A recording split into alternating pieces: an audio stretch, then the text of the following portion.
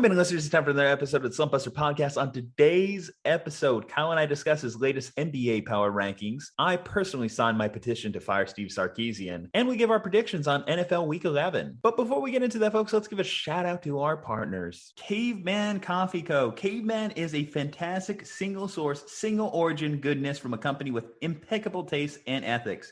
The people behind it are beautiful souls, and the coffee is delicious fuel for the never-ending quest to do better, be better, love harder, and enjoy deeper. Guys, I tell you, their Nitro Cold Brew is the perfect blend of energy and refreshment in the morning. Great way to start the day. But why stop there? They have their Mammoth Blends, which I highly encourage you getting. They have their Hibiscus Teas, which are delicious. And guys, if you use our promo code SLUMP, you get 15% off your next purchase of any of these fantastic products. CavemanCoffeeCo.com, promo code SLUMP. Guys, don't be a chump. Use promo code SLUMP and get yourself a case today. All right, y'all. It's time for the episode. Juju Tech Sports, Kyla Better, episode 121. Let's get it. Let's bust a slump and let's enjoy.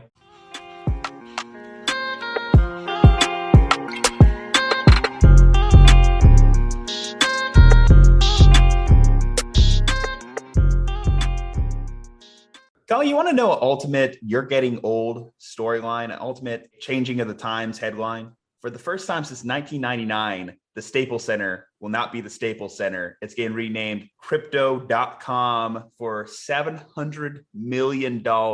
As obviously someone who has been around since 2001, how much of a shock was this to you? Especially someone that grew up a Lakers fan.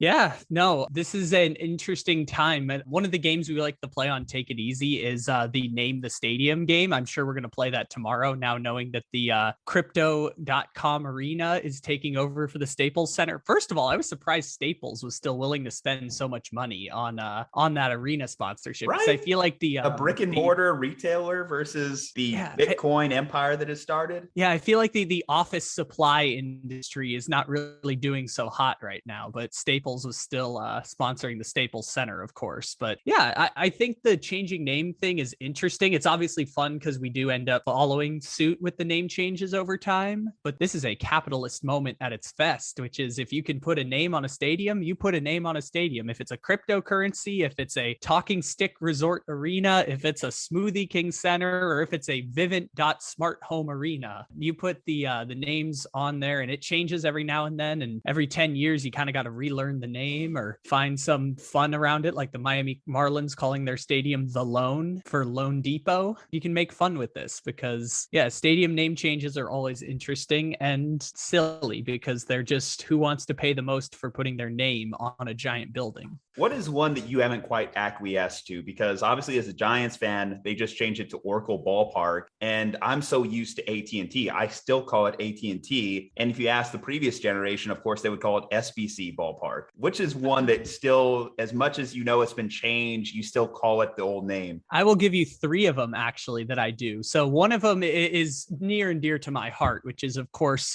Qualcomm Stadium down in my hometown of San Diego, which most people don't know because the Chargers left about 5 years ago now, but it is now called the San Diego County Credit Union Stadium. Qualcomm Stadium technically doesn't exist anymore. They just tore it down last year, but for the last 5 years, people have still been calling it Qualcomm. The Mariners Ballpark, I still call Safeco Field, even though I believe it's T-Mobile now sponsors that one. And the Milwaukee Brewers have a stadium that my entire life was Miller Park, and it was Miller Park, and Bernie Brewer would go down the slide and all of that. I believe it's now American Family Insurance Ballpark, if I remember correctly. It's something like that, but I haven't gotten used to that. I still call it Miller Park. Eventually I'll come around to it, but I haven't corrected that one yet. I think the Miami Heat Arena too is now a cryptocurrency as well. And then too, another name change we had earlier in the year was the Atlanta Stadium getting named the Caesar Palace Stadium or whatever. NFL or? Yeah, I believe it was like the Mercedes-Benz prior to getting renamed. Oh, yeah, Caesar's Palace, which is odd for Atlanta, obviously. The Superdome in New Orleans is now the Caesar Superdome. Oh, it's the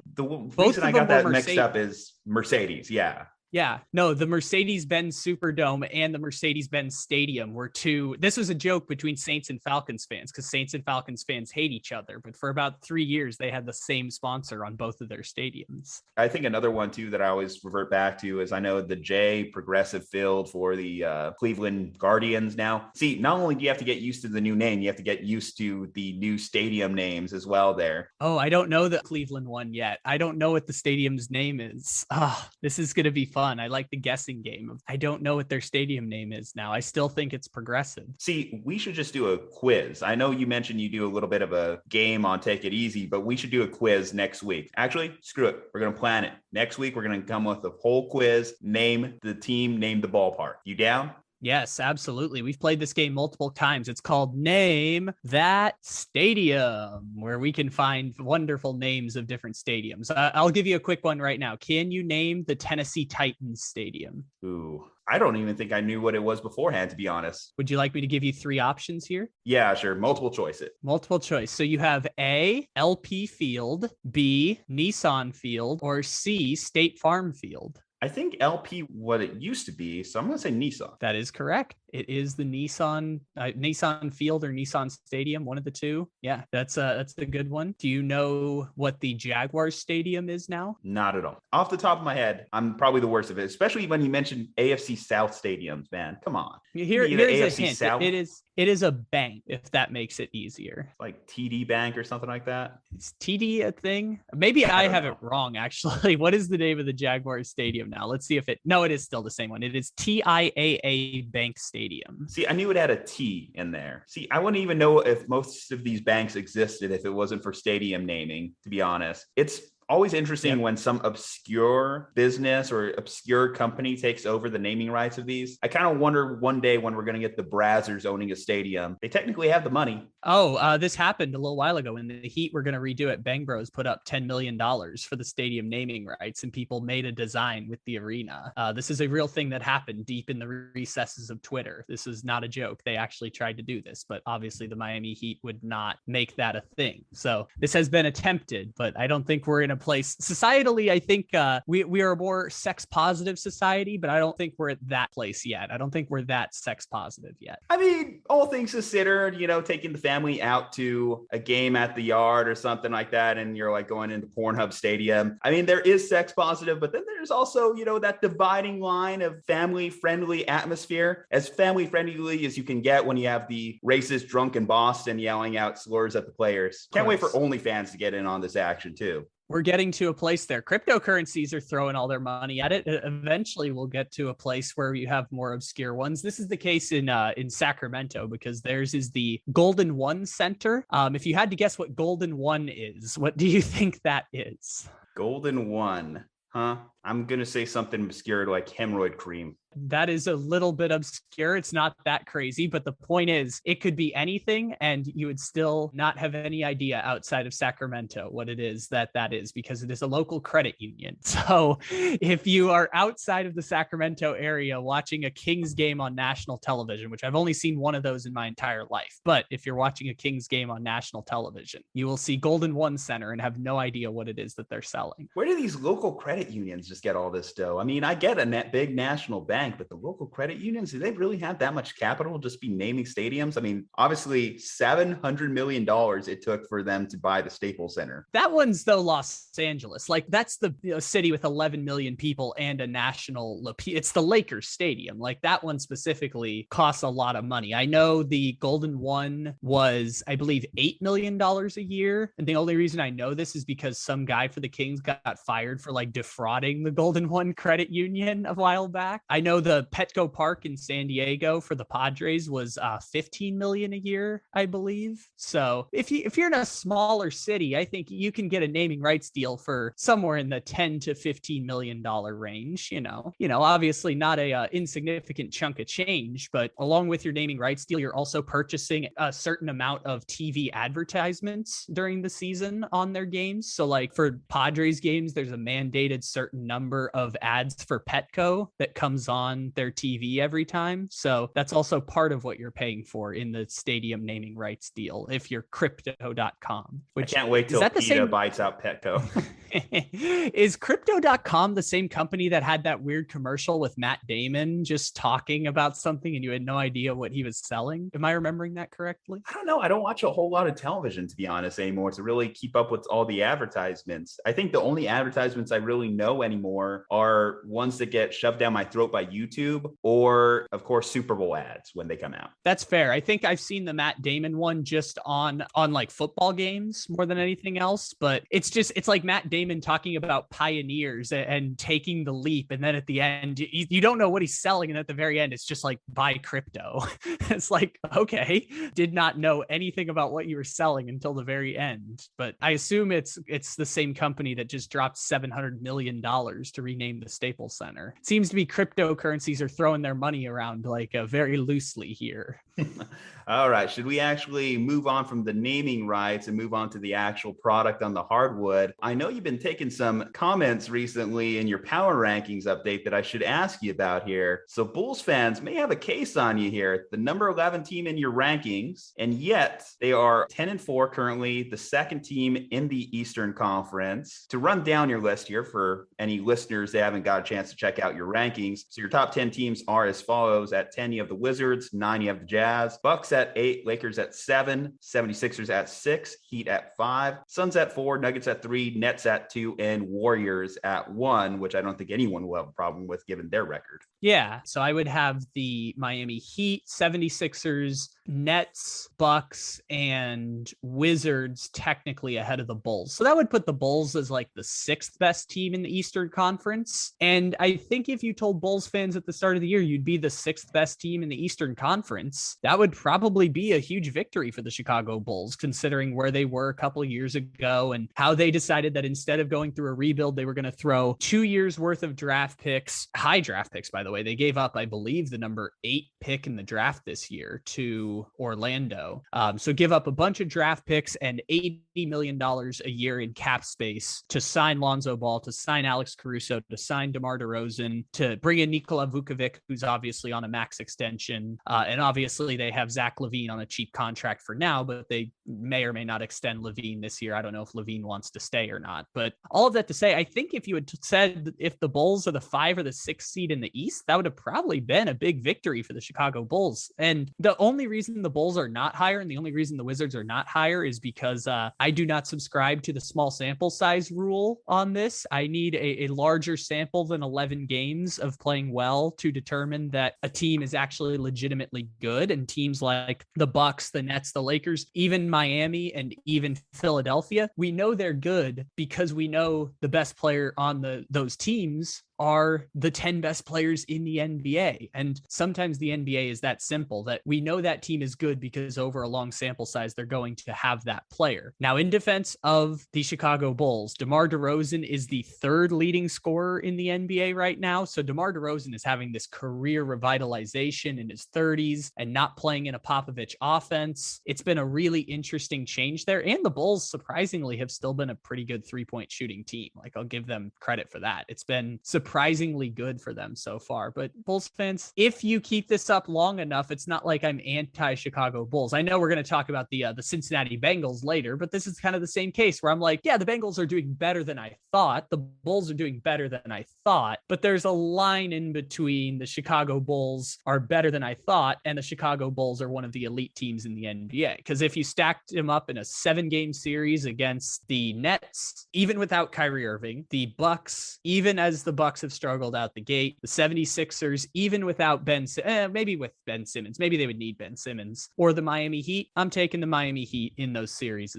against the Chicago Bulls. So yeah, Bulls fans, I knew when I put you at 11, you would not be happy about it. I kind of regret putting you guys ahead of the Wizards, or I'm sorry, putting the Wizards ahead of you, because I really don't think the Wizards are that good. I think the Wizards have just had a really fluky start. I mean, 10-3. You got to give the Wizards a little bit credit here, and their biggest weakness last year was their defense, and they are top 5 defense currently, according to some metrics. So in theory, they fixed that. And then we know how good Bradley Beal is, a top 10 scorer in the NBA. So I could see the argument for having the Wizards ahead of the Bulls. I think one of the things I saw in the comments too was people coming out against how are the Bulls ahead of the Lakers. And in your defense, you sent me your rankings on Sunday night. This was before they actually played on Monday. Big game by Alex Caruso and Lonzo Ball in their returns to Los Angeles. With the Lakers, though, you have to admit that the case is starting to grow strong with some of these bad losses. They have losses to the Timberwolves on their schedule. They have losses to Oklahoma City. Some of their wins, they've beaten the Rockets twice and barely gotten by the Spurs. I think that's where people are kind of looking at the Lakers.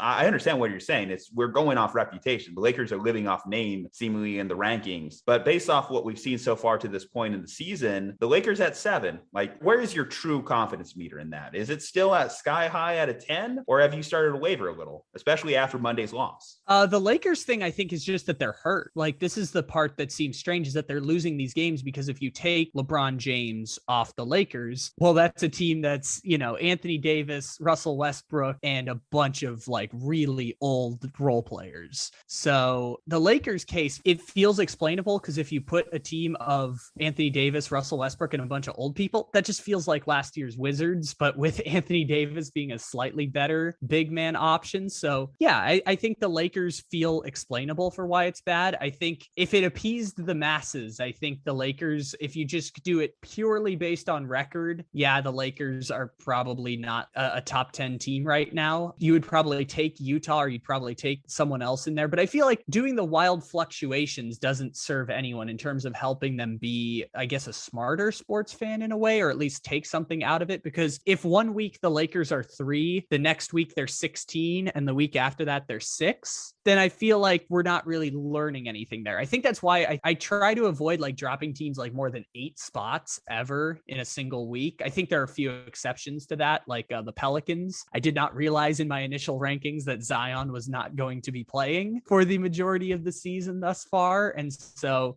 everything's falling apart in New Orleans now, and that roster has been poorly constructed. So there are a few examples here and there. The Cavaliers have a really good week. They'll jump a bunch. Phoenix wins 8 in a row. They jumped like 9 or 10 spots or something like that. So there are a few exceptions in there, but doing the wild fluctuations, I don't think serves people well, because at that point, it's hard to actually gauge who's good and who's not. When we're pretty confident, especially in the NBA, where having a star player matters so much, it does feel like, well, we still know the Lakers are good when healthy. And if they're not healthy now, we can kind of like take that into account. Like, oh yeah, right now they technically don't have LeBron James. And if you took LeBron James off the team now, they'd probably lose to the Jazz. They'd probably lose to the Suns. They'd maybe lose to the Nuggets in the playoffs. But it's all very complicated and convoluted. And there's real concerns for all of these teams that are built around old guys about staying healthy, especially the Nets and the Lakers. Those dudes need to stay healthy if those teams are going to compete. And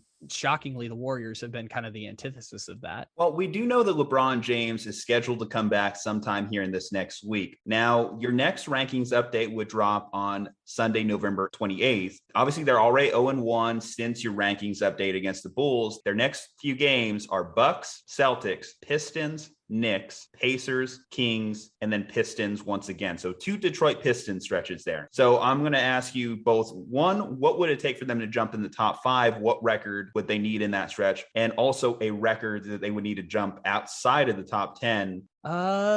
This is actually a pretty good question. I would say if the Lakers lose enough games to have a worse record than the Portland Trailblazers, they would probably fall out of the top 10. If they were to win most of the games you expect on, like if they lose one to the Kings, so be it. Like it happens over an NBA season. They lose a back-to-back somewhere in there in Detroit, it happens. But if they win 5, 6 of those 8, then they're probably going to stay where they are, I would guess. I'm also assuming that the Wizards and Bulls will start to fall off a bit because I don't believe that those teams are actually like super good, or that Milwaukee will finally turn a corner or something weird like that. But I think it's somewhere in the middle. If the Lakers play the status quo and LeBron James comes back and they win, they'll probably stay there. But Lakers are in a weird place because it's like last year where they were the 7 seed and they had to go through that wild card round and it was complicated. And it's the argument against what I say all the time, which is if you are a championship caliber team, the regular season doesn't matter at all. in the NBA. But at the same time, you can't lose too many of them before you kind of look up and you're like, oh, where are we at this point? Yeah, counter to that, obviously, we mentioned the Bulls are another team that we're talking about heavily on this podcast. Their schedule coming up, they face the Trailblazers, the Nuggets, the Knicks, Pacers, Rockets, Magic, and then the Heat prior to your next update. What record do they need in that stretch to jump back in the top 10? I think just to be better than the Wizards, right? Unless someone below them has a miraculous stretch of success. Because if I'm trying to remember now, I think if you go down further, like 13, 14, 15, or teams like the Grizzlies, Blazers are down there. I know the Cavs were 17 because Cavs fans were pissed that they went on a big win streak and I only jumped them up to 17. But those teams in the middle feel like teams we know aren't actually that good. Like the Clippers, we kind of know the Clippers aren't actually that good. I know they're fine, but without Kawhi Leonard, they're kind of just a middle of the road Western Conference playoff team. Or as we said in our initial season preview, a wild card hopeful. The Clippers are probably not going to go on a 5-6 game win streak and climb into the top of the hierarchy. So if you had to pin me down on it today, I think that win for the Bulls probably gets them into the top 10 anyways. And I would say, sorry to the Wizards. And sure, the difference between 11 and 10 was minuscule. But this is the thing about the NBA this year is there's like 10 really bad teams. Like I'm going through this every week. I'm like, there are 10 teams that really suck, or like 8 teams that really, really suck this year. Like the Pacers are mediocre, but they kind of suck. The Spurs are pretty mediocre. I know they've outperformed expectations this year, but the Spurs are headed for another missed playoff or exit in the first round, or the wild card round, not the first round, the wild card round. Minnesota's not any good, although I do love the Ant-Man. The Rockets aren't good. The Thunder aren't good. The Pistons aren't good. The Pelicans aren't good. Like there's a lot of bad teams this year. So if you are one of those teams at the top, there's going to be a lot of chances to accumulate wins by just beating up on some bad teams. Well, I'll give a shout out to our colleague here because he was actually the one giving you shit about the Cavaliers here, Drew Hagenbaugh. Evan Mobley, I mean, hell, he's played better than Jason Tatum this year. So good for him.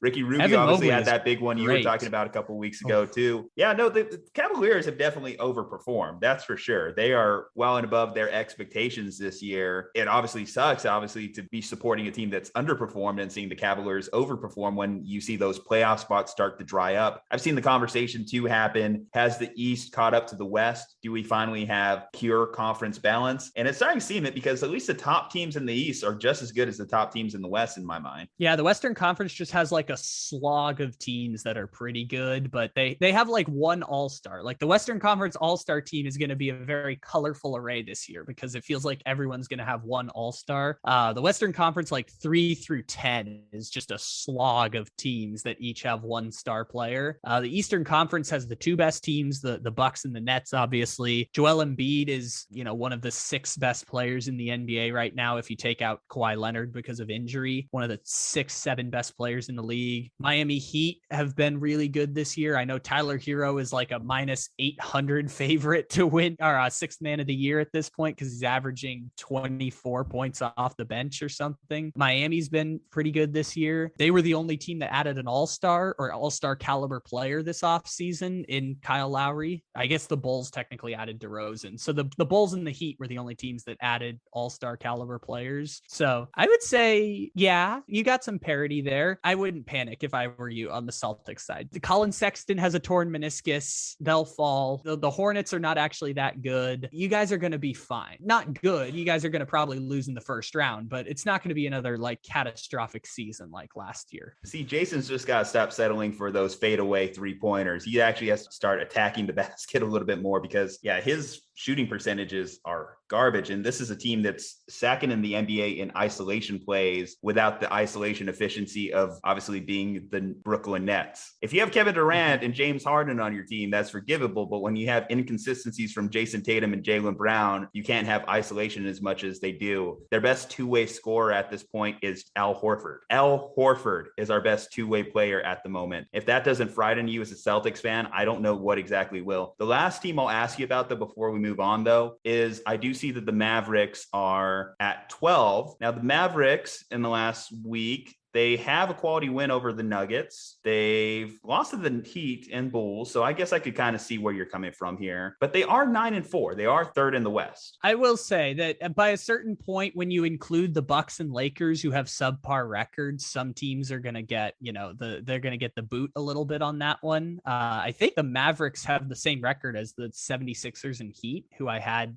up there pretty high. I think I just couldn't disrespect the Wizards and Bulls that much, like putting them both out of the top 10 in that way, because the Mavericks are the exact same team as last year. That's pretty much what I'll say about them. They're literally the exact same team as last year, which is still pretty good, because remember, if Luka doesn't have that neck, back, shoulder injury, they probably beat the Clippers in that first round playoff series and then go on to beat the Utah Jazz in the second round. So there's a scenario where Dallas almost made the conference finals last year, and they're still bringing back the exact same team. Luka still has like a 35% usage rate this year, so they haven't given him enough support other than just Tim Hardaway, which is fine. But yeah, Mavericks are probably a top 10 team in the same way that the Bulls are probably a top 10 team, but you can only have 10 teams in the top 10, right? So yeah, Dallas is very good. Literally the exact same team as last year. They've changed nothing except bringing in a new head coach. They pretty much run the same offense, same style. It runs through Luka. They're going to be fine this year. Maybe they'll take the next step and win a playoff series. Okay, I got some quick baseball breaking news as I have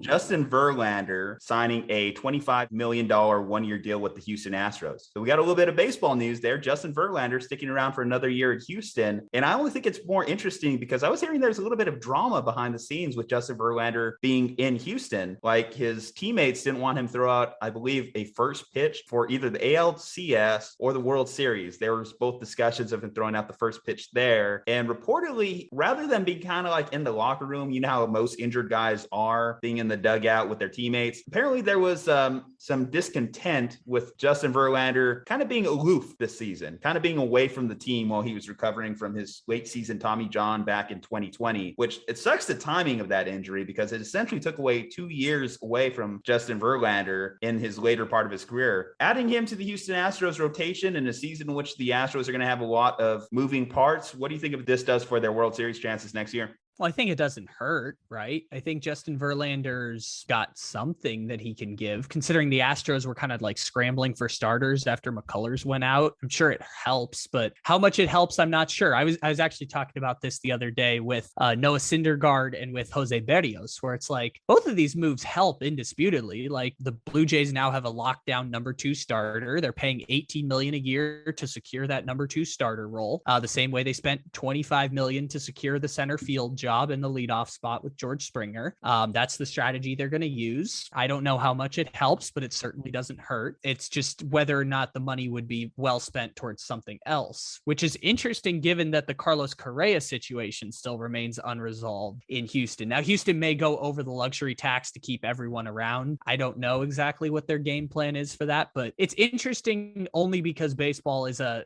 soft salary capped sport. And it's like having Justin Verlander obviously helps, but how much does it help? We don't really know. Adding Noah Syndergaard helps the Angels, but how much will it help? History says not only bringing starting pitchers to the Angels, but starting pitchers with arm problems to the Angels usually doesn't work. See, it has not worked out really at all since Jared Weaver 10 years ago. So I don't know how much it helps, but I assume it helps some. The Verlander case is interesting, though. Also, Brandon Belt, Texas native, signs his qualifying offer, so he will remain in San Francisco for $18 million next year. Speaking of Texas headlines, though, was I being hyperbolic when I started the petition to fire Steve Sarkisian? Because I feel as though I feel a little bit justified after this past weekend, Kyle. So yeah, to take people behind the scenes, I quietly petitioned to have the entire podcast be about the University of Texas losing to Kansas this week. If I had the creative control, I would have made the entire podcast about the University of Texas losing to Kansas. It is really one of the great things I love about college football, more specifically because it's that program that has the expectations and has the financial resources. It makes it that much better. Like if Kansas breaks the 56-game losing streak against TCU, it's funny. We can laugh at Gary Patterson, but it's not as perfect as it being Texas. Of all the programs, that is the best one you could have possibly chosen to have them be the team that loses to Kansas. So firing Sarkisian, Man, I said it last week. Remember, we were talking about the 4-game losing streak. I was like, I think you get a pass all the way through, but as long as you don't lose to Kansas, if you lose to Kansas, someone's getting fired. I don't know who it is, but someone's getting fired at this point if you're Texas. And this is the nature of college football in the transfer portal era, because like I said, you're basically playing with like 70% of Tom Herman's players. And apparently Tom Herman wasn't good enough to keep his job. So if Tom Herman goes 8-4, I don't remember what they went last year. I think 7-3. And also those 3 losses, mind you, were all 1-possession games to Iowa State, to Oklahoma, and to TCU. In the TCU game, they lost on a late fumble in the red zone. So at least you're closer with Todd Herman. This year, you're getting blown out by Iowa State. This year, you're giving up 3 lead scores to Oklahoma, giving up leads to Baylor, giving up leads to Oklahoma State, getting beat by Kansas. By the way, I know you love some fun stats here. This is the first time in Big 12 history that a 30-point dog has won. First time in Big 12 history that has happened. And it's the first time since 1956 that Texas has been on a 5-game losing streak. Do you know the last time that Kansas won a game at, Broyles Stadium or whatever it is in Texas? The last time they won in Texas? Yeah. Do you know the last time they won in Texas? I believe I heard never. It sounds crazy to me to hear never when you think about Big 12 rivalries, but yes, never happened before. Never. And Steve Sarkisian, credit to him for being the trailblazer to finally allow that to happen. Yes. I understand if you want to, but as a Florida State, maybe a cautionary message is that resources are not infinite. So you might be better served just letting Sark ride it out for a few years and see if maybe he can recruit enough to turn it around. Because again, if you were just losing to Iowa with 100% of Tom Herman's players, now you're playing with 60% of Tom Herman's players and the occasional Sark guy. I know that one receiver that had like 28 targets is pretty good for Xavier Texas. Worthy. Oh yeah, 23 targets. The guy was a stud. But then you also have stuff like Bijan Robinson's out for the season, so it could only get worse. They might finish legitimately with 4 wins. They could lose to West Virginia this week, and they could lose to Kansas State next week. And then you're talking about a 4-8 team that's not bowl eligible. I mean, bowl eligible is a minimum. 100%. You know, and here's the thing. When I look at Sark, I'm not just basing him off of his Texas history. I'm basing him off of everything. I'm basing him off being a mediocre coach at Washington. I'm basing him off being a mediocre coach at USC. I'm basing him off being a mediocre offensive coordinator for the Falcons, and then getting lucky that he gets a job at Alabama when you have Najee Harris, when you have Devontae Smith, Jalen Waddle, Mac Jones, who's looking like the most impressive rookie in the NFL currently. I look at that and like, how much credit do I give Steve Sarkisian for that? To go one step further in the fact that Texas couldn't hire Urban Meyer because he turned down $7.5 million. But by that point, they kind of got big eyes about a new coach. And so decided that they didn't want Tom Herman anymore. You could take it a step farther. Yeah, see, that's the thing. I feel as though if you were going to fire Todd Herman, it had to be for a legitimate upgrade, a verifiable upgrade, which Urban Meyer would have been. Steve Sarkisian, could you honestly look at him and say there was that much degrees of separation between him and Todd Herman? That's the thing that I question in the decision making. And I joked about that stat a couple weeks ago that the Texas University, the Texas Athletic Department is currently paying $20 million to coaches not currently on their payroll at this moment. And that's obviously terrible for an athletic department. But I still think that even though you gave Stark a 6-year deal, which, by the way, what the hell are you doing giving him a 6-year deal? I think that's just insult to injury there. I think the case for firing him is more this. You have a resume that Stark brought into the program. And I think of it like this. If you have a tumor, do you let the tumor get bigger or do you cut it out? And I kind of see Sark as not really something that you want to like kind of leave it to linger in the system. I think it could only do more damage over time. They have to replace 33 players. 33 players. I trust you to go in there and make that happen.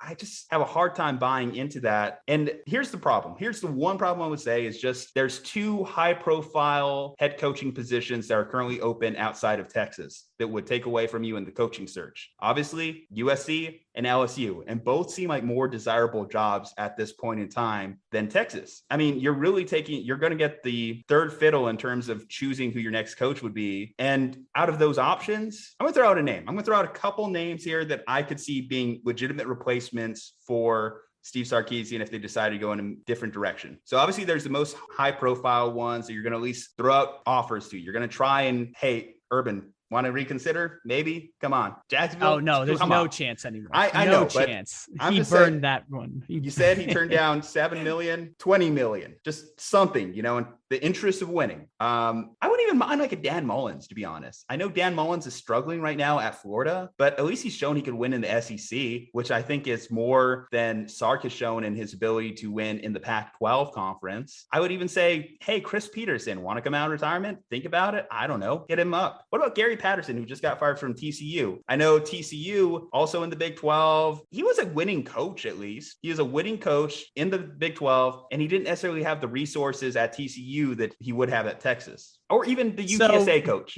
Traylor, who's undefeated right now. That's at least an option. This is the interesting part, which is you guys are in what I like to call the Florida State conundrum, which is you can cut the tumor away if you think Sark is a tumor. I wouldn't go that far even still, but you can cut it away, but it's going to be expensive. And if you don't have insurance, which Texas has some, but they don't have full insurance, you're going to have to pay out of pocket to make it happen. Because I imagine Sark has an even larger buyout than Tom Herman at this point. So if you're gonna cut away the tumor, what happens when you don't have the same infinite resources like you used to? To use a baseball example, you guys are the New York Yankees. Texas has the second largest athletic budget. It's larger than Ohio State, larger than Alabama, larger than that. But what happens when you pay a Jacoby Ellsbury? What happens when you pay a Giancarlo Stanton? What happens when you have to start running your team like the way the Kansas City Royals run their team? That changes the math a little bit on whether you want to make that kind of financial commitment, because the resources don't last forever. And Florida State is the perfect example of that, where they're paying like 5 different contracts. They're paying Willie Taggart's buyout at Oregon, Willie Taggart's contract, Willie Taggart's buyout at Florida State, Mike Norvell's contract, soon to be Mike Norvell's buyout at Florida State, and whoever the next coach is going to be. Like, that's the conundrum therein, is that the resources don't last forever. And so what happens when you have to start running your program like the way Boston College runs their program, or the way Wake Forest runs their program? Can still succeed. It's just a lot harder to do so. That's kind of the conundrum Texas is in, is what happens when you don't have those resources, also at a time where you're about to go to a conference where there is infinite resources across the board. And Texas will start collecting some of that money. So maybe you could argue the SEC media deal they're about to get will help them out, but everyone gets the same point. So that means you're already starting from behind against the other SEC schools if a portion of your ESPN TV deal has to go to paying 4 different coaches 5 different buyouts. This is the interesting conundrum here, which is, do you wait for the revenue stream to come in a little bit? Do you give Sark a chance, or do you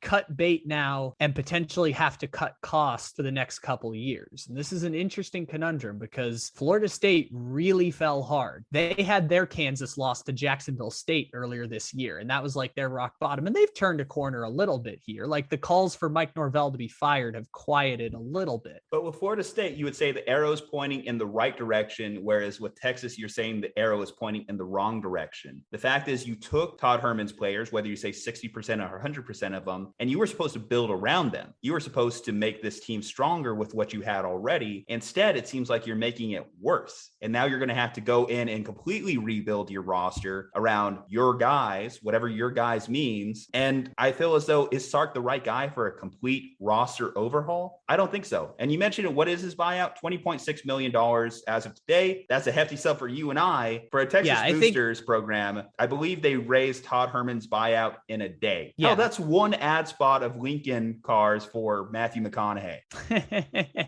Yeah, I think if I saw it correctly, I was looking at the USA Today numbers a little bit ago. I think the Texas program as a whole, just the athletic program on its own, generates like $90 million in revenue. And that doesn't even include donors who give money to the school. So, you know, it's convoluted. They'll probably go to the donors and ask for the money instead of taking it from the school revenue because they've budgeted stuff in. I think to the point of, is Tom Herman the guy to overhaul the roster? I think it takes time, because if you had told me 6 weeks ago, is the Florida State job moving in the wrong direction or the right direction, I would have said it's headed towards rock bottom. And they've gone like 4-3 since then, which is not great, but it means they're not as bad as Syracuse, which is weird to talk about. But Florida State changed their expectations. Instead of trying to be ACC champion, they just tried to be not as bad as Syracuse and North Carolina State, and they'll get there eventually. financially, but Texas is kind of in that weird place where 10 months ago, Sark was the guy to build the roster. And again, he has a few freshmen in here, but overwhelmingly the bulk of his recruiting is going to come over the next 2 years. It's why college coaches never get fired within the first 2 years of being on the job. And I think that asking him to build a winning roster this quickly is going to be impossible. Maybe it will succeed. Maybe it won't. I just don't think the sample size is there right now. And he's going to need at least 2 seasons to build it out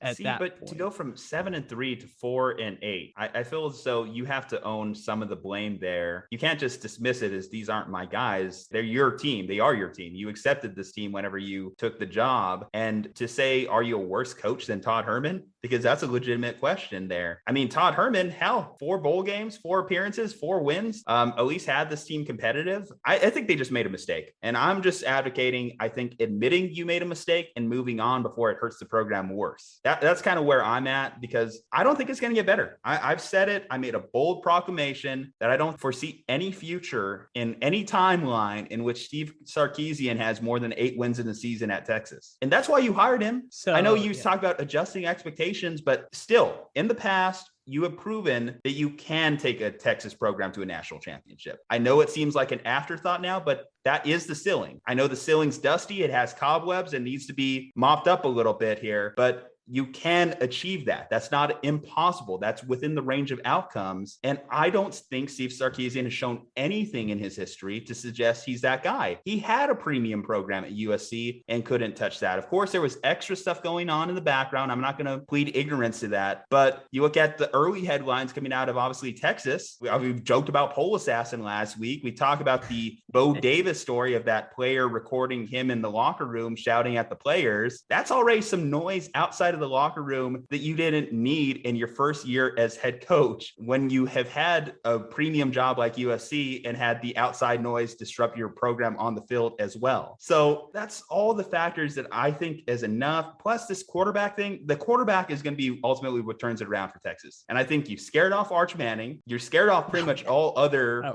quarterback prospects you can get. So you're going to have to roll with Casey Thompson or Hudson Card and bare booty ass cheeks. Yes, that is Hudson Card. And I am not looking forward to another year of having to watch him play. In fact, you look at the Kansas game, they spotted Kansas 14 points just by Hudson Card playing. A fumble that turned into a touchdown, a pick 6. And then, mind you, too, the Kansas coach, Lance Leopold, has had less time with his program than Sark has had with his program at Texas. In fact, the quarterback there, I think he's only played about 4 games. In fact, the guy who caught the game-winning 2-point conversion, that was his first game with an offensive snap. What does that tell you?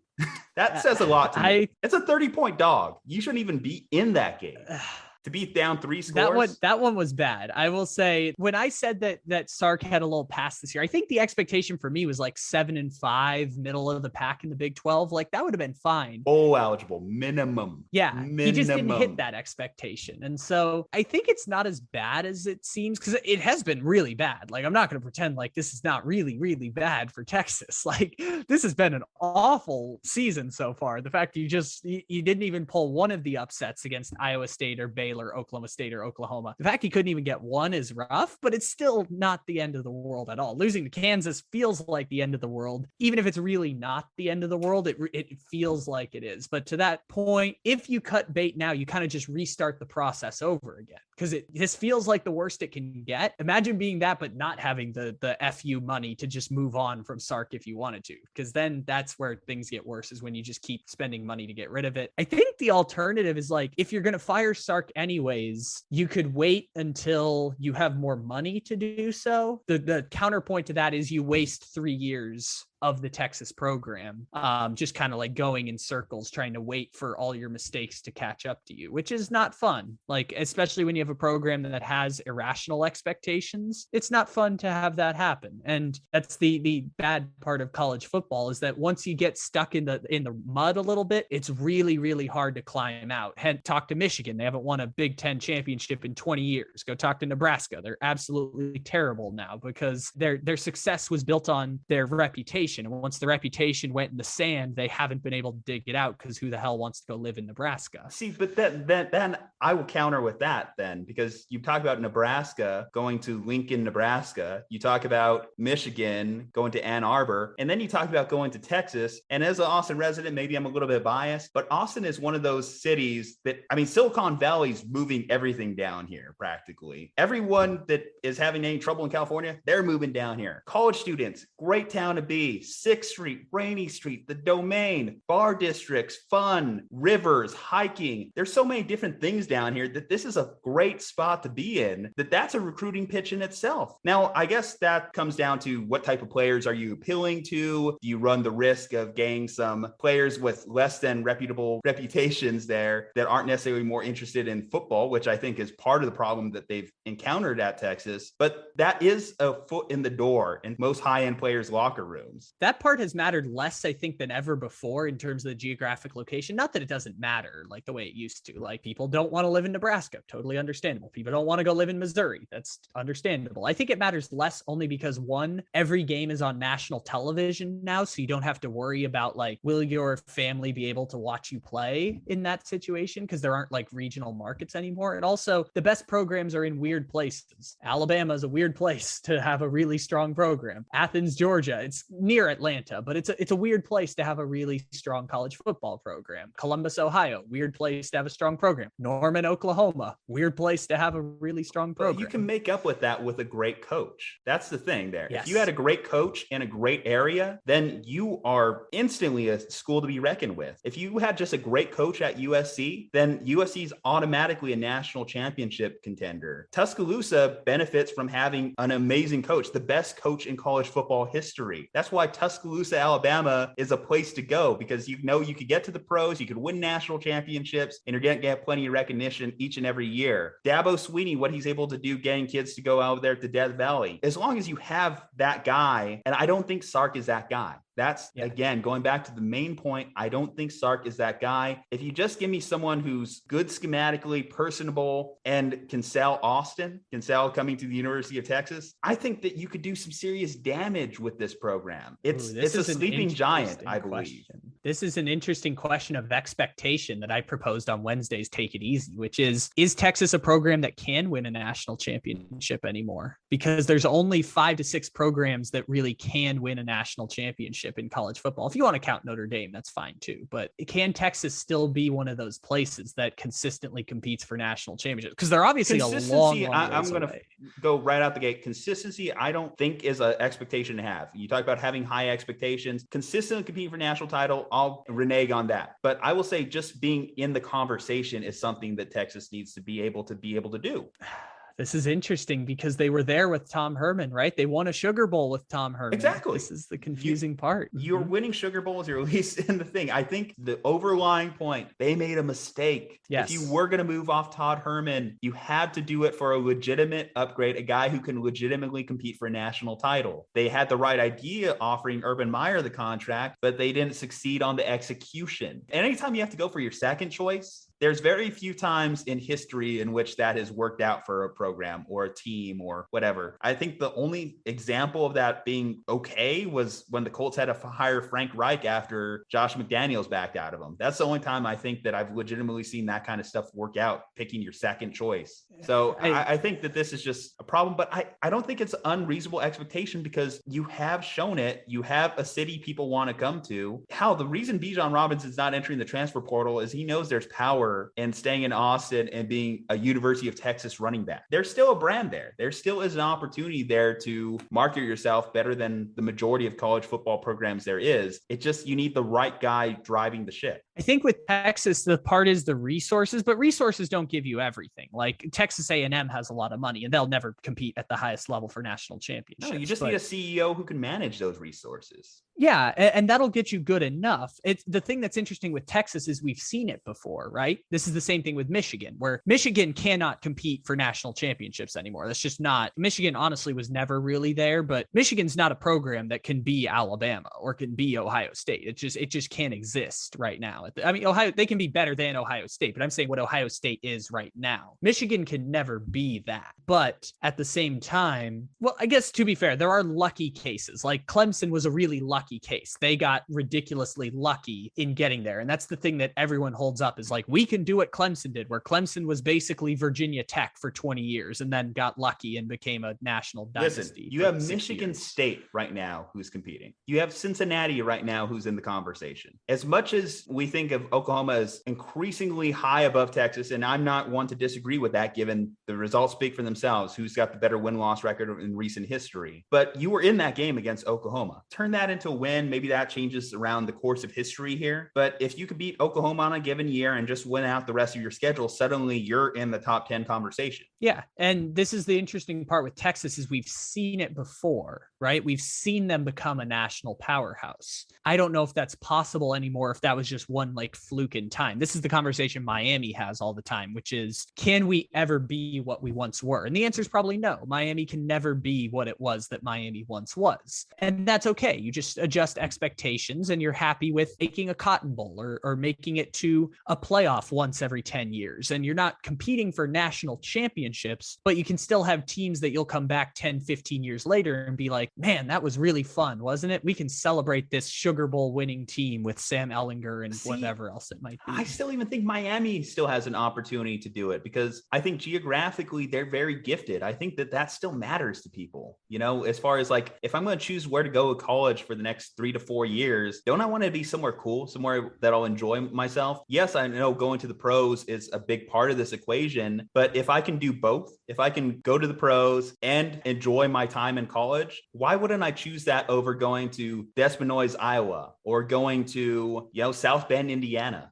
we can do that too. How about Lubbock, Texas? That is an awful place to go, but well, that you're not even, I mean, yes, they do occasionally send a guy to the pros, but you go to Lubbock, you know, you're also a bottom end Big 12 school who, bare minimum, I guess you could say Texas beat them by 60 points, 50 points earlier in the year. They fired their head coach too. That was funny. They fired their head coach after being 5-3, which so is if I have like, to go to Lubbock, Texas, I can't make the pros and I'm going to get my ass kicked on Saturdays. I think that those are three things that I have to factor into the equation. If I can at least enjoy my place of residency where I'm living, have a legitimate opportunity to go into the pros, and we can kick ass, I think that that's the thing. Now, the problem is Texas has one of those three. They have a good place to live. Going to the pros, hit or miss. They don't have as many pro guys as that they'd like to think they do. Obviously, they get like Xavier Worthy and Bijan Robinson to the NFL. Those are two high-end talents that they could send in the next couple years. But then obviously the third part of that equation is, can I win? Can I be in big time, prime time national games? And yeah,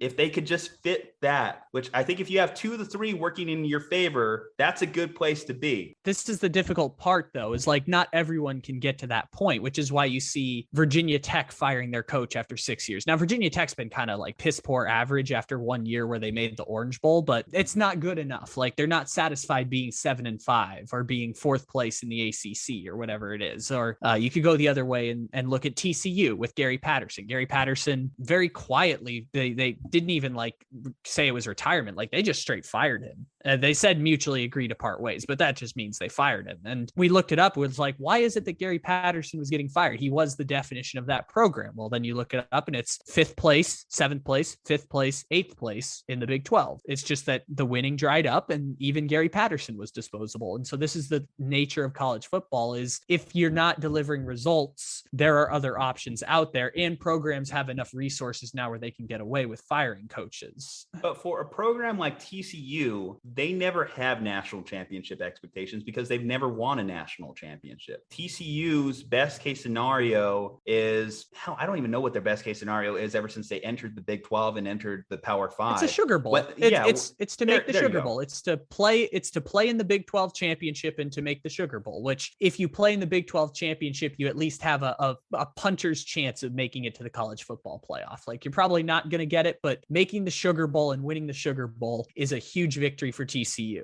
They did it with Trayvon Boykin, and then they haven't really done it since. There was the one year where they kind of got screwed out of the college football playoff and Ohio State got in over them, but that was we were figuring out how the college football playoff worked at the time. And that's another thing there too. Obviously, the college football playoff, that changing is going to really impact how programs can recruit moving forward too. Yeah, I think this is true. And this is the interesting place where all of these programs reside. Like, for example, Nebraska, they've won national championships before. Does Nebraska have national championship expectations? Absolutely not. Or at least they shouldn't. If their fans are, that's a little delusional. Same thing with Miami. Miami has national championship in their past, multiple national championships in their past. Do they have expectations now to win a national championship? No, and they probably shouldn't. This is just adjusting your expectations. And Texas has to ask themselves the same question that Florida State is asking themselves is respectable good enough? Because 12 months ago, the answer was no. Respectable being, Tom Herman after his first year where he was, going through the reshuffling, he was second place, tied for third place in the Big 12, and then got fired. And they decided we want something better than that. And they were going to use Urban Meyer to leverage that situation. And then Urban Meyer turned them down and they kind of just, scrambled a little bit there. But even still, it's a decision that if it fails, like you think the Sark decision will, sets back your program years. It's setting back Florida State years. It's set back Miami years to hire Manny Diaz. And now they've fired their athletic director at this point. It's really hard to get ahead in that game. It can set you back years unless you hire the right guy, because Ohio State, obviously Urban Meyer first year comes in. I believe they make the playoffs in his first year. Nick Saban comes in. Yes, they go 6-6, but instantly turn around the next year. And obviously I know a lot of people that are supporting Sark are trying to point out the example. Oh, hey, Nick Saban went 6-6 in his first year at Alabama. Nick Saban also won a national title at LSU. Yeah, and when you say it's about hiring the right guy, what I hear when that comes in is it's about getting lucky. It's about getting really, really lucky. And this is the difficult part, is that the shining example you can point to is Clemson, is that Clemson was a mediocre to above average program. They'd finished, third, fourth, fifth in the ACC every year. And then they got Dabo Swinney, who, by the way, was the interim coach and wide receivers coach when he first got it. And when they hired Dabo Swinney as the full-time coach after he spent 3 games as the interim, they were pissed. They were pissed in Clemson that they hired the wide receivers coach as the head coach. They got ridiculously lucky that they got that guy as the head coach. And when Dabo leaves, the winning will stop at Clemson, because it was just a lightning in the bottle, really, really lucky situation that Clemson had. And everyone points to that as the shining example. So the way you become that, if you're not Alabama, Oklahoma, Ohio State, even Georgia to a certain extent, or one of these programs that has a lot of money, the way you become the factory that churns out NFL prospects and because it becomes a national champion is by getting ridiculously lucky. The same way Texas got ridiculously lucky with Mac Brown and having Vince Young as their quarterback. It was a lightning in the bottle moment for the University of Texas. They got really, really lucky. And ever since then, they've been one of these programs that's been trying to find that luck again.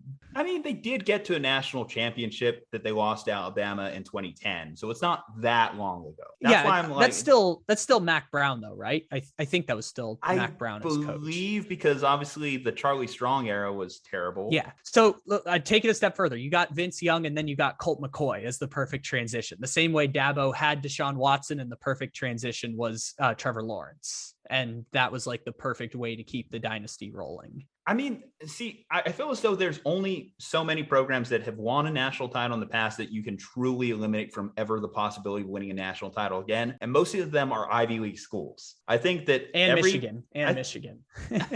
That's just hate, man. They can Michigan, make it this. Yeah. Michigan's fine. Michigan's like Oklahoma State now, and that's fine. But again, we talked about it. They have their problems that they have to overcome, because Ann Arbor, is it a desirable location? Probably not. They don't have the best recruiting pool. So it's probably not the best place to necessarily win a national championship. And then you talk about, like, obviously Nebraska in the early 90s, the late 90s, the early 2000s there. They just had a good coach. They had a really good coach. So I can point the other way. Penn State with Joe Paterno, which obviously ended poorly, but through the 80s and 90s, that was just remember the positive Joe Pa.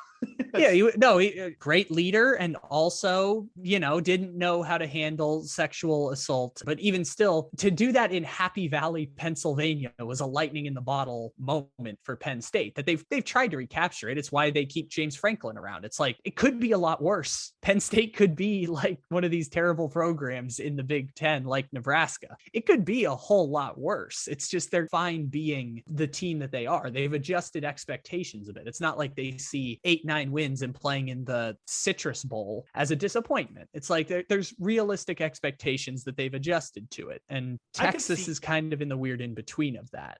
See, I can see a scenario in which Penn State could, if they just won the Big Ten one year, because we've seen that program have some good teams in recent years. They've had generational talents walk through their door, like a Saquon Barkley. Going back to like the 60s, I mean, I eliminate like Pittsburgh. I eliminate Birmingham, young BYU. Of course, I'll probably eliminate them just because they won't get given an opportunity, even if it came down to it. Colorado, BYU's in the Big 12 now. Georgia BYU's Tech technically got a chance. Yeah, technically, but even that version of the Big 12, is going to get disrespected when it comes down to the committee. Again, in the long for run. Any of these programs would have to catch the same magic that they got, which could come from the program leader, whether it's Bill McCartney or Tom Osborne or Bobby Bowden. Like, maybe you catch that lightning in a bottle coach. Tennessee. And even if you do, even if you do catch that, Tennessee, I think, does actually have some level of chance. It's just they got to get some of the old voices in power that program out. But I mean, you could argue the same thing for Texas. Yeah, but I mean, they're kind of like,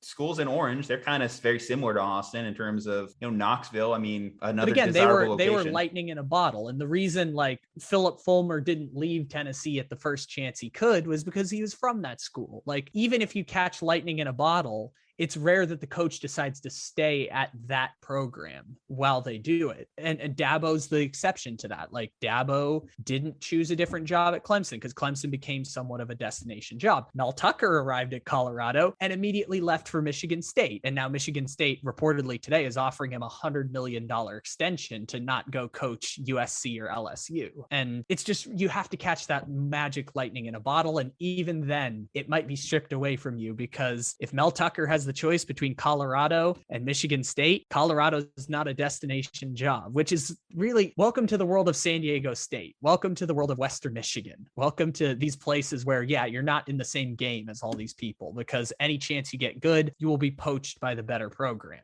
It sucks. Maybe you'll catch the magic lightning in a bottle, but if your entire fight of being a program is to catch a lightning in the bottle chance, you're going to be disappointed more often than not, because you have to get really, really lucky to build a program in modern college football the way that these powerhouses and NFL factories have. Everyone wants to be Clemson if they don't have, Alabama or Ohio State level of resources, but not everyone is going to be Clemson. In fact, almost everyone is not going to be Clemson. Not everyone is going to catch that lightning in a bottle. And some programs have adjusted. Oklahoma State has never been not loyal to Mike Gundy because they're fine with the local guy being the head coach for 20 years and being okay and having every now and then Brandon Whedon's going to beat Andrew Luck in a Fiesta Bowl, but they're fine with that. I mean, love our troops, but I don't think that Army is going to redeem their 1944, 1945 college football national championships. So I think I'll eliminate them from programs that could jump back into contention. Yeah. Okay. I think that wraps up pretty much the woes of the Texas football program, the struggles of being a program with high expectations. Let's get into... Well, actually, I got some quick breaking news. Breaking news. Robbie Ray just won the AL Cy Young, so that's another quick baseball headline. Now let's get into our NFL breakdown here, because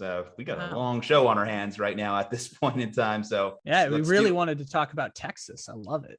Yeah, you brought out the worst into me. I didn't break out the whiskey for this one, but just know that after the show is over, it's going down. Let's get into the morning game. The first one in the morning we have, actually, I think the only morning game we have, Colts-Bills. The Bills are a 7-point favorite going into this game, coming off a huge bounce back game after having a shocking upset loss to the Jacksonville Jaguars. The Bills just decided, okay, we're just going to end the Mike White era. We're just going to end this man's whole career here on the field. Obviously, Mike White didn't play like a number one overall draft pick this past Sunday, as the Bills had 4 interceptions and a fumble against the Jets. They have one of the better defenses, and they're going against a Colts team that has been on the rise lately. Speaking of those pesky Jacksonville Jaguars, they actually gave the Colts a little bit of a problem too. So they're actually trending in the good direction as well when you think about what the Jags are doing, as that was a one possession game very late. And Carson Wentz, please stop throwing left-handed passes. For the love of God, my man, stop it. I don't know what your coaches may be thinking on the sideline, but you just have to not do it. You are not ambidextrous. You are not amphibious.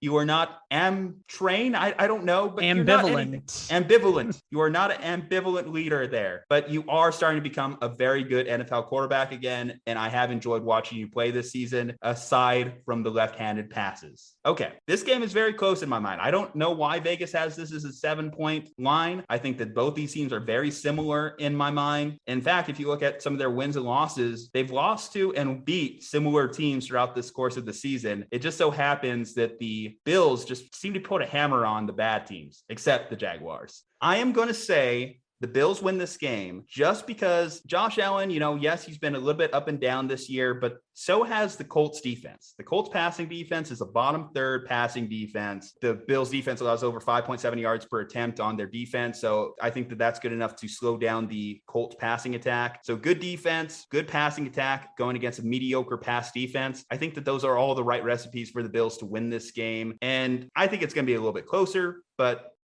just don't say I didn't tell you. Yeah. Reminder last year that the Colts should have been up 21-3 at halftime against the Bills in the playoffs if Rodrigo Blankenship doesn't miss a field goal and they don't get stuffed 3 consecutive times at the goal line. So last year, the Colts game plan just totally stifled the Buffalo Bills. I know it's a different Colts team and a different Bills team this year, but reminder, the Colts did match up very, very well against Buffalo last year. To go back to something you said before, Mike White is just the new Gardner Minshew, right? That's pretty much what just happened there, right? He was basically just Minshew for 2 magical weeks and we all fell in love with him. And then he proved to be an undrafted rookie quarterback that nobody knew 3 weeks ago. See, I think his candle burned a little bit brighter than Minshew's, as it seems like that era ended awfully quickly. I would have loved the quarterback Jake controversy. Luton started a game instead of Minshew one time. So true, but I would have loved the controversy if Mike White was still balling and the Jets suddenly have to decide between the guy that was undrafted and the guy that they drafted at number 2 overall. Sadly, it was not meant to be. One little thing I want to throw in too before you really jump into your analysis, DeForest Buckner might miss this game as he has both abdomen, neck, and back issues. He played through it last week, but he is in danger of missing this week when you hear 3 injuries on the injury report there. And then also Kwity Paye got his first NFL sack this week against Jacksonville. But mind you, obviously going against a much better offensive line in the Bills. Yeah.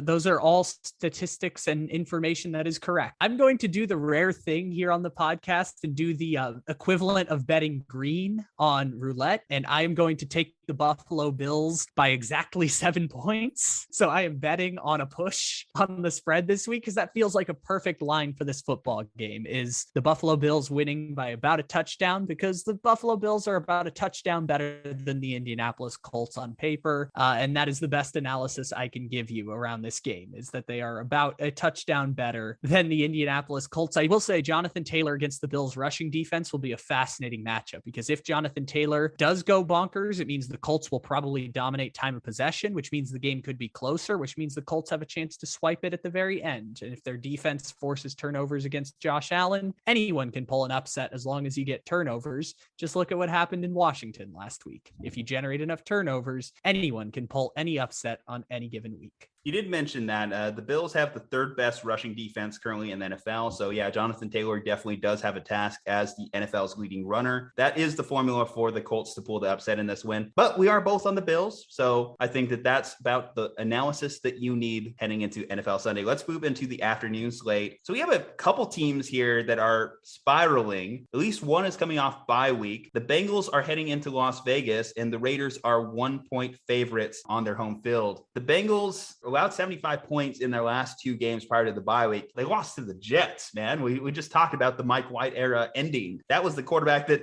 threw for 400 yards, 3 passing touchdowns on them. The Raiders, and we'll get into Patrick Mahomes, but the Raiders finally allowed the Chiefs offense to unload. And you're starting to wonder now, is the headline starting to become a little bit too much for them? The John Gruden thing, the Henry Ruggs thing, the David Arnett thing. A team could only overcome so much. I will say, I think the thing that's affecting them more than anything else is just the Raiders weren't actually as good as we thought we were thing, which happens every single year, regardless of scandal. It's just the Raiders are never as good as we actually think they are. It's the reason I picked the Chiefs last week, was only on the basis of the Raiders are not allowed to be legitimately good. And I was correct. See, aside from the game against the Chiefs, the Raiders have still remained a top 10 passing defense. So they have gotten better. They have made significant strides. Now you're just starting to see parts of this offense start to unravel. You lose I know we haven't really talked about Henry Ruggs from much of an actual football standpoint, but losing him on the field is not nothing. He was still the fastest wide receiver in the National Football League. So just losing that dynamicism, losing that big play threat, and then replacing him with a 35-year-old or whatever, Deshaun Jackson, who's making the most absurd fumble. I mean, I talk about stupid interceptions, but you talk about Deshaun Jackson's fumble there in the Sunday night game too. Just as bad. When you have wide open space, you should be scoring easy, and that happens. Incredible. I mean, this is only the second time in Deshaun Jackson's career that he's had a surefire touchdown turn into disaster. I'm going to let you pick first on this one. I want to see what direction you go with it. Yeah, this is an interesting choice here, because I think these teams are incredibly evenly matched. I was going to pick the opposite of whatever you picked on this one, but now you're doing the classic Bill Belichick game theory situation. I've been reading the book by Seth Wickersham, or at least listening to the audiobook. So one of the biggest Belichickian ideas is let your opponent make the mistake more than anything else. Is if you let your opponent go on long enough, they will be the one who makes the mistake. And when they make the mistake, you capitalize on that situation. So well played on the game theory on your part here. I'm going to just, flip a coin on this one and see what to do. I think that is the best chance for me to get this one correct. So heads is going to be for the Bengals on a standard quarter. Heads for the Bengals, tails for the Raiders. Let's see what happens. You're an audio only listener. Kyle is picking up the quarter. You probably heard it fall to the ground. You probably did. And I have the Cincinnati Bengals, according to this, because I have no idea who's going to win this football game.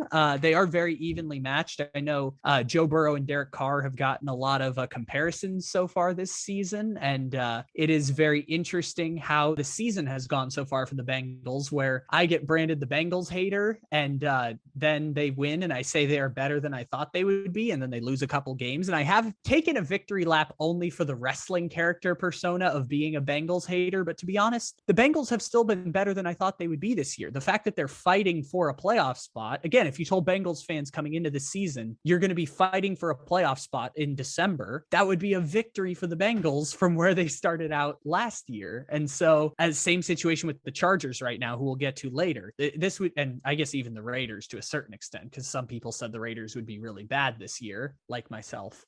But even still, I think the Cincinnati Bengals are in an interesting place. I don't know if bye week helps or not. I think this is a matchup dictated game, and I don't know exactly how these matchups are going to mess things up, because you mentioned the Raiders have improved their pass defense even while losing Damon Arnett and having Jonathan Abram being hurt for a bunch of the season, and for the Kansas City Chiefs just torching them last week for 350 yards and 5 touchdowns from Patrick Mahomes. All of that to say, I just don't know how that's going to work out. Does Jamar Chase fill the Tyreek Hill role? Do they game plan differently coming into this week and emphasize taking away the deep ball? Does T. Higgins play in this game? I think he's going to play, but I know he's been battling injuries back and forth here for the past few weeks. So all of that is really interesting. On the Raiders side of things, do the Raiders want to establish the run? Do they want to get Josh Jacobs and Kenyon Drake involved early, or do they want to try and throw the ball and use the pass like the run? There's so many variables. I don't know how this game's going to go. I just flipped a coin for it, and I'm taking the Cincinnati Bengals because that's what the coin flip said to do. The gamesmanship angle would have worked better if I didn't agree with you, because I am actually going with the Bengals as well. Just kind of like reviewing some statistics on it. I was blown away by the point differentials between both these teams. For example, the Bengals are plus 33 right now, whereas the Raiders are minus 20. So I guess if you're talking about the Raiders being a team that's worse than we perceive them as, that would be the ultimate thing in the Raiders' detriment. I would also say that the Bengals, where their defense has struggled in recent weeks, is their ability to maintain pass coverage for their cornerbacks to stick on wide receivers. And that's going to be something that's not as much of a concern when you go against the Raiders, because the Bengals early on had a good pass rush in the season. The Raiders have a bottom third offensive line. So I think coming off the bye week, their legs are fresh. I think the Bengals can apply more of a pass rush this week, and that's going to allow them to make things very difficult for the Raiders to move the ball. I think it's going to be a lot of check downs, a lot of dump offs to Darren Waller, Josh Jacobs, the running backs, but I don't think the Raiders are going to be able to develop anything deep because I think the Bengals are going to get great pass rush this week. The X factor you mentioned is how are Gus Bradley and the Raiders going to take away Jamar Chase? When it comes to Jamar, when you look at the 2 games that the Bengals lost prior to the bye week, he had less than 50 receiving yards. So clearly teams are planning around taking away Jamar Chase from the equation, similar to we talked about the Chargers take away Mike Williams or the Chiefs take away Tyreek Hill deep. So if Jamar Chase gets taken out of the equation, that's the Raiders' opportunity to at least have some success. But then that leaves the important factors. Okay, how are you guarding T. Higgins? How are you guarding Tyler Boyd? How are you stopping Joe Mixon with a below average run defense? And I think that's where the Bengals win this game. Yeah, it's ironic that you mentioned all those people because I have Jamar Chase, Mike Williams, and Patrick Mahomes on my fantasy football team, which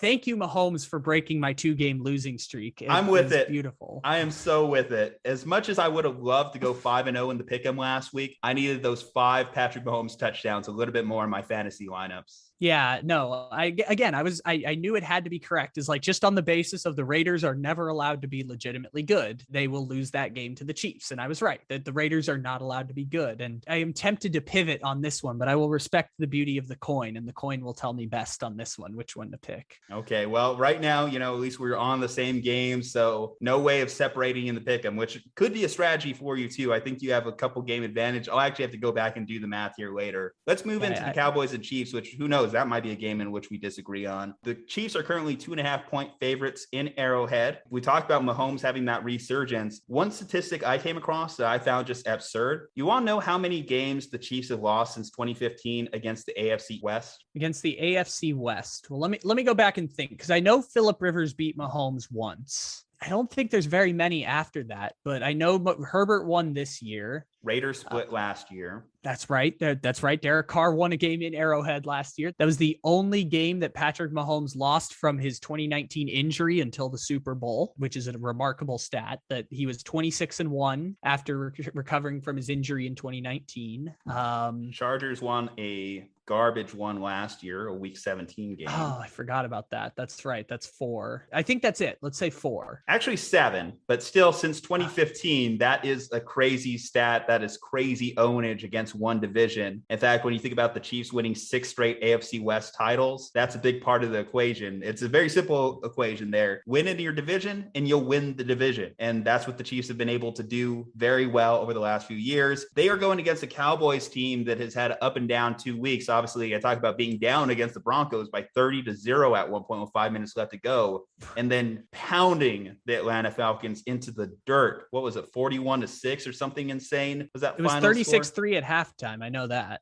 Yeah, I know it was 28-3 at one point. So Falcons fans got a double burn when they had to look up at that game score. But there are some X factors to this game that I look at. My main thing is, do I just look at what the Chiefs did Sunday night and just instantly throw away everything I saw over the previous last month? Do I just disregard it like it never happened? The Chiefs are back now. The NFL is right. Chiefs at the top of the AFC. Or do I realize that that is a very big part of this team as they continue to get better and improve throughout the season? And I look at the Cowboys, maybe do I give them a little bit of a pass for coming out week off of Dak Prescott with the calf strain? The Broncos were just a bad week going into that game. I believe it was in Jerry World, right? The Broncos won and the Falcons won. Were both in Jerry. Okay, so they've got to be home for the last couple of weeks. This is the first game that they have to go on the road. I would say this. So the Cowboys get a little bit of relief because they might get Tyron Smith back this week. So their offensive line is going to get a huge boost. The Chiefs have only had 14 sacks on the year. And the Chiefs, obviously, even though they have shown signs of improvement, are still in the bottom third when it comes to most defensive metrics, both as a rushing defense and as a passing defense. Aside from that Broncos game, the Cowboys have been in the majority of games. I'm going to take the Cowboys to win in Arrowhead. See, I was leaning with you on this one, and I'm tempted to pick another coin flip game on this one, but I will be the gentleman game theorist and roll with the Kansas City Chiefs against the Dallas Cowboys, because if you're going to give me a favorite and have a chance to take a lead against you, I will commend you if you get the pick correct, and if not, I will roll with my man Patty Mahomes. This is an interesting game just because the Cowboys have been one of the best turnover generating teams this season. I know they haven't had as many in the past couple weeks, both the Broncos game and the Falcons game. Should we name drop? Trevon Diggs has 8 interceptions in 9 games. Yep, but it was also like 7-6, so he went like 3 weeks without having one in there. But he did have one against Matt Ryan last week. The rotting corpse of Matt Ryan, as we've been calling him throughout the season. He did have one of those. So this is interesting because they generate a lot of turnovers, and Kansas City's had turnover problems this year, of course, with Patrick Mahomes. I've watched these last 2 Chiefs games more closely than I've watched the Chiefs all throughout the season, because the Packers Chiefs game was the game of the week and Chiefs Raiders happened to be on Sunday night, and we were recording a podcast in between, but I was still watching it pretty closely. And Andy Reid's fingerprints have been all over each of these last 2 games because they've played very much to the weaknesses of the opponent they're playing. If you put those 2 games side by side between the Raiders and the Packers, it was like 2 totally different offenses. When you're watching Mahomes, basically the only time he throws the ball is to use the pass like the run. And they basically ran the ball the entire game because, well, the Packers aren't great at stopping the run, but they're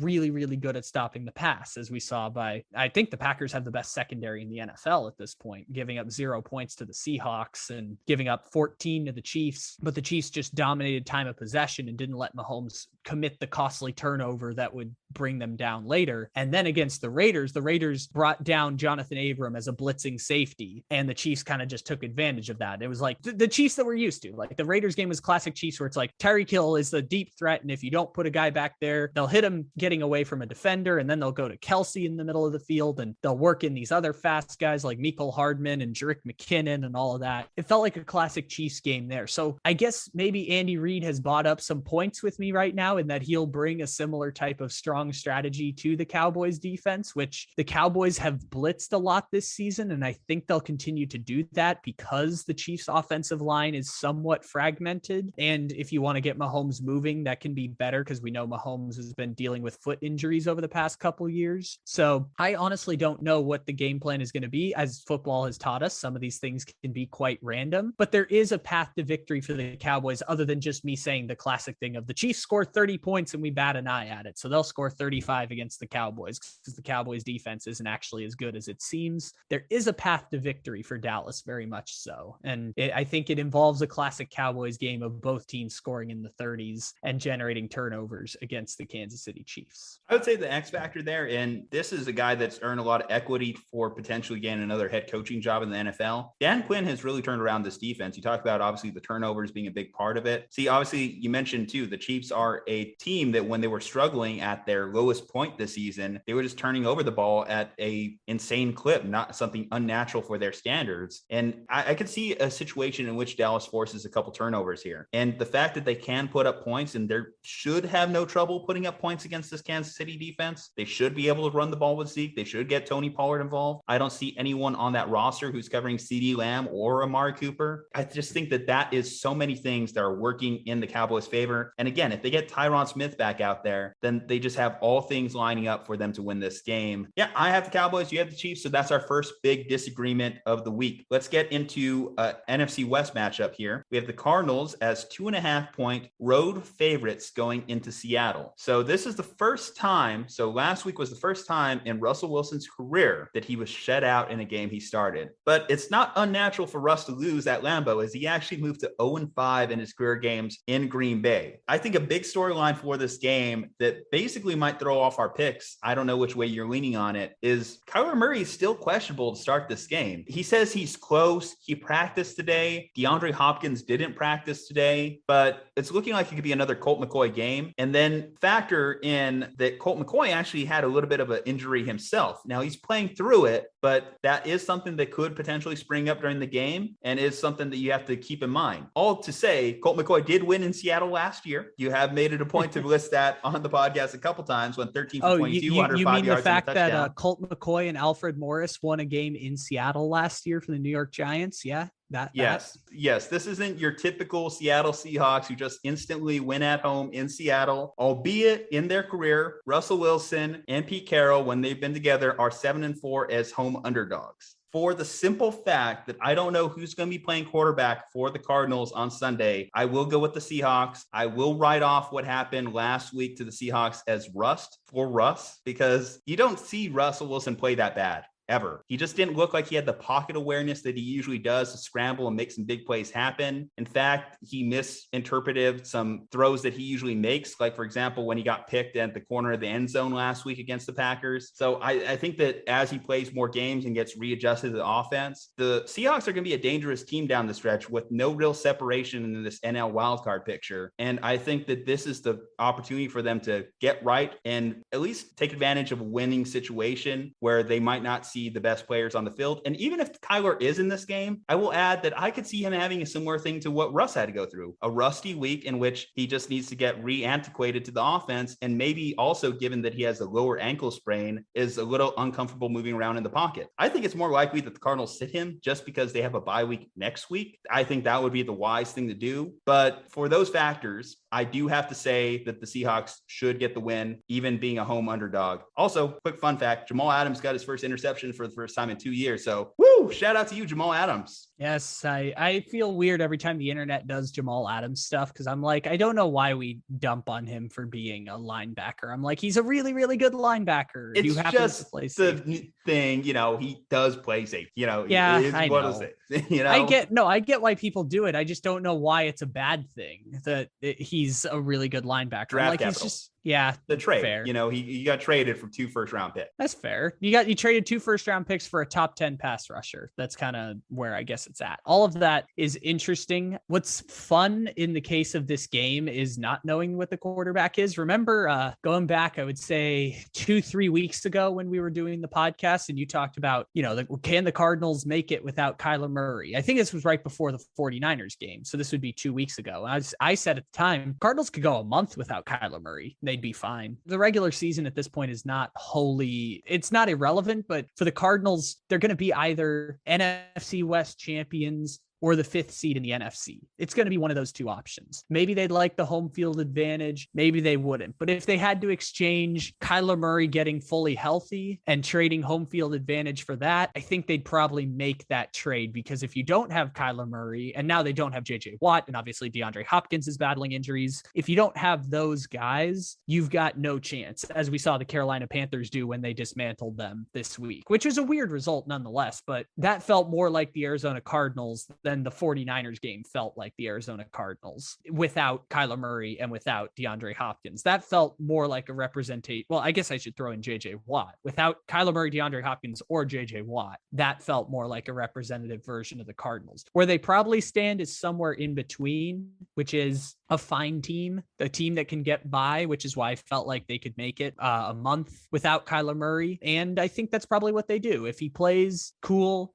If he doesn't play, cool. They'll get the bye week. He'll get more healthy. I'm sure these guys are all battling injuries at this point. Similarly to Russell Wilson, like if you've heard the talk from his doctor, like as someone who's like a hand specialist is like, it's amazing that he's playing right now. The fact that he's good enough to play with all the plates and screws in his finger for the past month or so, like it's like a Russell Wilson saying, I'm going to get back on the field no matter what, being the company man of like, as soon as the team doctor clears me, I'm going to give it everything I have. I want to play as soon as possible, which good, bad, whatever it might be. Russell Wilson could re-injure the hand or have a performance like the Packers where he's just not ready to play and they just go up against a really good defense and gets, 0 points, even though it felt like they were always going in to score, but then they would like turn it over on 4th down or get an interception in the end zone. Like it felt like they were always going in to score, but they never actually scored during that game. Yeah, so very sloppy game. I think that's Russell Wilson not being healthy and the Packers having the best secondary in the NFL for the most part. So again, this is a worse combination of we don't know who's going to be healthy in this game and picking Seahawks games, which I believe I'm like 0-3 or 0-4 on this season in trying to pick. So I'm tempted to just pick the same thing as you, but then I embraced the Lane Kiffin, Dan Campbell, Brandon Staley mindset that punting is for cowards. You should never punt. If it's 4th and 9 in your own territory, you're going for it. If you're Frank Reich and it's a tie game against the Texans, but there's 2 minutes left, you're not playing for ties, you're playing for wins. So you're going for it. If you're Man Campbell, this is my favorite stat of the entire week, because we're not going to talk about the Lions, because why would we talk about the Lions? My favorite stat of the week is that the Lions have gone on 4th down 25 times this year, which is 5 more than the next closest team, while also being 27th in the NFL in 4th down conversion rates.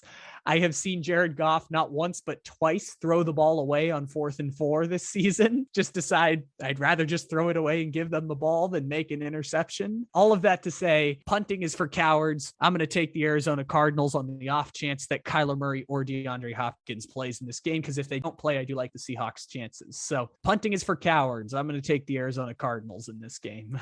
That is definitely a phrase that I'm more than happy to adopt. Punting is for cowards. Shoot your shot. Bet on yourself. Yes, or bet there on are Kyler five Murray's coaches. 5 coaches at this point get to be in the punting is for cowards club. It's Lane Kiffin, it's Cliff Kingsbury, Frank Reich, Brandon Staley, and Man Campbell. That is the punting is for cowards club as things currently stand.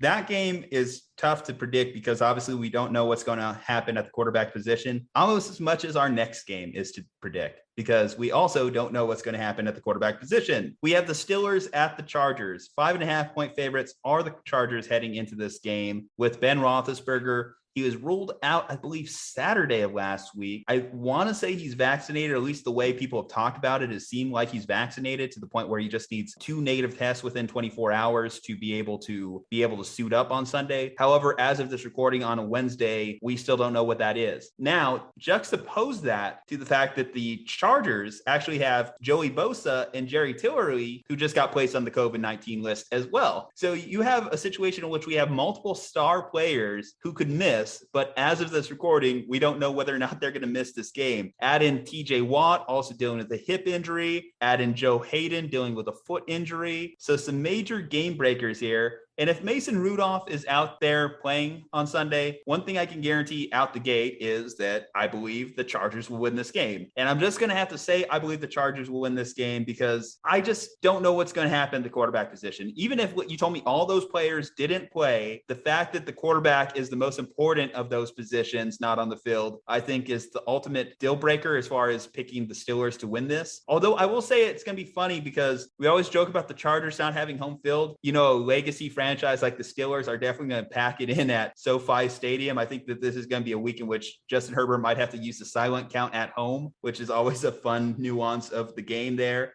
Justin Herbert, though, he has been struggling. I think that that's something worth talking about. 3 of his last 4 games, he's had a passer rating under 75.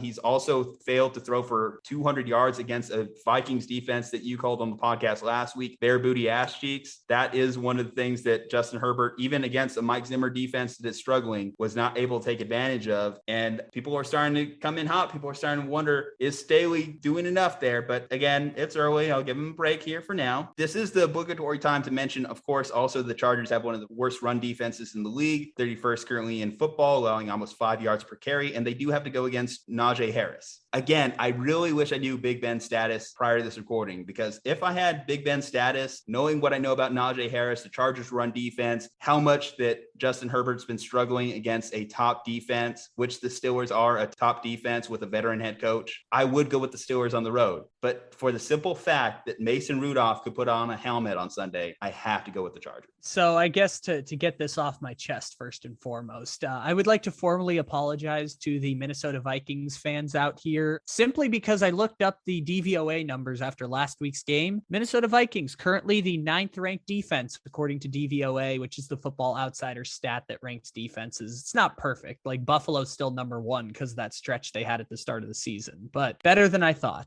Congratulations to the Vikings. You had, in fairness to you, Daniel Hunter went down just like last week too, or 2 weeks ago. So that, but they were not as bad as I thought. Yeah, I am sorry to Vikings fans. I bare booty ass cheeks is something that is very reserved. When we mention this on the podcast or any podcast, we say it with very important intent. Whenever we talk about things that are bare booty ass cheeks, we want to be very particular about when we use this. And it was undeserved. It was uncalled for. And I would like to apologize to Vikings fans here on the podcast because your defense is better than I thought it was. Also, if you're listening to this, I'd go back to that podcast because I talked a lot about why Justin Herbert hasn't been playing as well over the last few weeks. I think a lot of that still applies, which brings me to the Steelers, which is the way that I started the NFL Monday pod this week, which is we've been making Big Ben jokes for about 2 years. We've called him Jimmy Garothlisberger last year. He might be bad, but he's not Mason Rudolph bad.